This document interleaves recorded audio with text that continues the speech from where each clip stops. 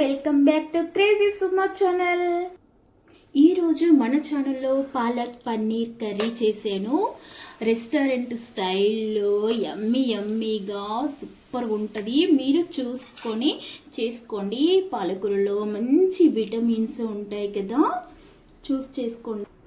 పిల్లలు పాలకూర తినకుంటే ఇలా చేసి పెట్టండి, సూపర్గా తింటూ ఎంజాయ్ చేస్తారు. చూడండి ఎంత బాగుందో, యమ్మీగా సూపర్గా ఉంది కదా. మీరు చూసి చేసుకోవడం అస్సలు మర్చిపోకండి. ఆ ప్రాసెస్ ఏంటో చూద్దాం, వచ్చేయండి.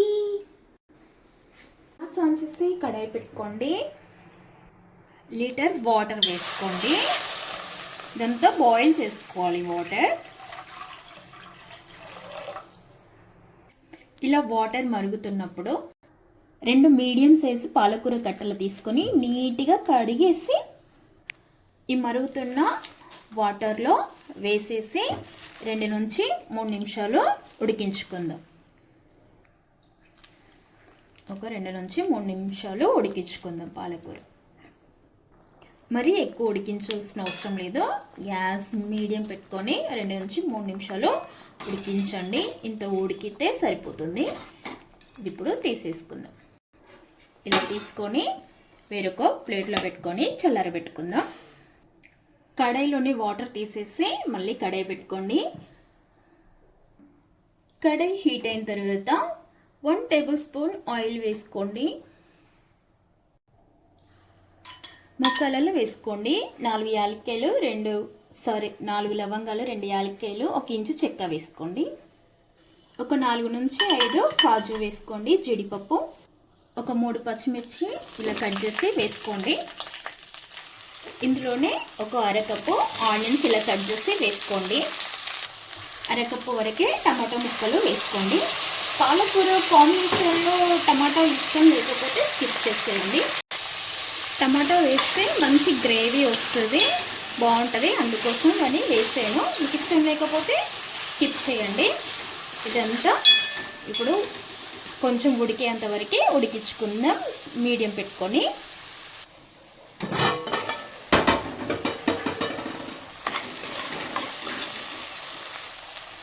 టమాటాలు ఇంత మగ్గేంత వరకు ఉడికించండి, సరిపోతుంది. ఇప్పుడు గ్యాస్ ఆఫ్ చేసి చల్లారబెట్టుకుందాం. ఇది చల్లారింది. ఇప్పుడు మిక్సీ పట్టుకుందాం.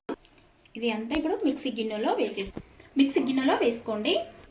ఇందాక ఉడికించిన పాలకూర ఉంది కదా, అది కూడా ఇందులో వేసేయండి. మీకు ఎంత వీలైతే అంత మెత్తగా పేస్ట్ చేయండి.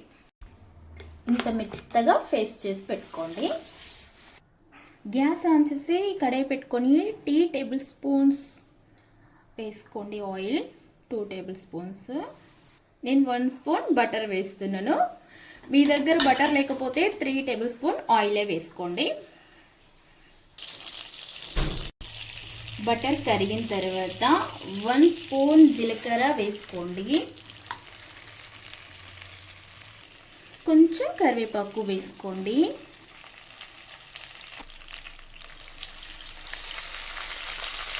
నెక్స్ట్ 1 స్పూన్ అల్లం వెల్లుల్లి పేస్ట్ వేసుకోండి. ఇది పచ్చి వాసన అంతా పోయే వరకు ఫ్రై చేసుకుందాం.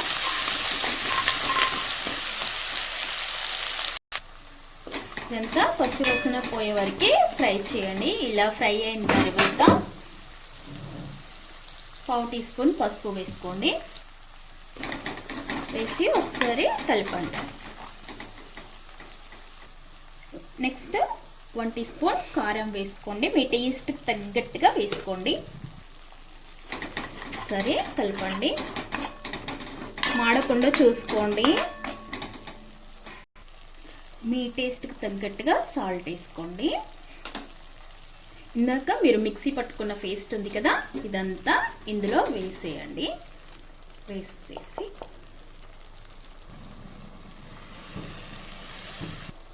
వేసి ఇప్పుడు ఇదంతా మంచిగా కలపండి.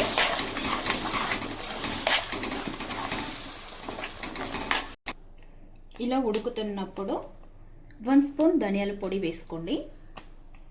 ఒక 1/2 స్పూన్ జీలకర్ర పొడి వేసుకోండి. ఇదంతా ఇప్పుడు కలుపుకోండి. నేను గరం మసాలా వేయట్లేదు, మనం ఫస్ట్ మసాలా దినుసులు వేసాం కదా. మీకు కావాలనుకుంటే ఒక 1/2 స్పూన్ అంతా వేసుకోండి. ఇలా అంతా కలుపుకున్నాం కదా. ఇప్పుడు గ్యాస్ మీడియం పెట్టి ఉడికించుకుందాం, ఆయిల్ అంతా పైకి తేలే వరకు. ఇలా ఉడుకుతున్నప్పుడు మీకు ఉప్పు కారం సరిపోయిందా లేదా ఈ టైంలో ఒకసారి చెక్ చేసుకోండి. అడుగంటుకుంటుందా లేదా మధ్య మధ్యలో చూసుకుంటూ ఉడికించుకోండి. ఆయిల్ ఇలా అంతా ఉడికినప్పుడు మీ గ్రేవీకి తగ్గట్టుగా ఈ టైంలో వాటర్ వేసుకోండి. నేను ఒక 1/2 కప్పు వాటర్ వేస్తున్నాను, మీరు చూసి వేసుకోండి మీకు ఎంత గ్రేవీ అవసరమో అంత. ఇదంతా ఇప్పుడు కలుపుకుందాం.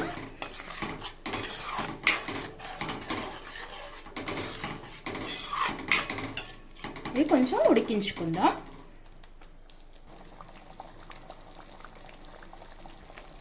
ఇలా ఉడుకుతున్నప్పుడు పన్నీరు ఇంత సైజు ముక్కలుగా కట్ చేసుకోండి.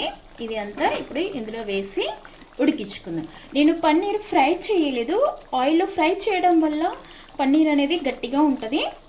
ఫ్రై చేయకుండా ఇలానే వేసేస్తున్నాను. మీకు ఇష్టం ఉంటే కొద్దిగా ఫ్రై చేసుకోండి. ఇప్పుడంతా ఒకసారి కలుపుకోండి.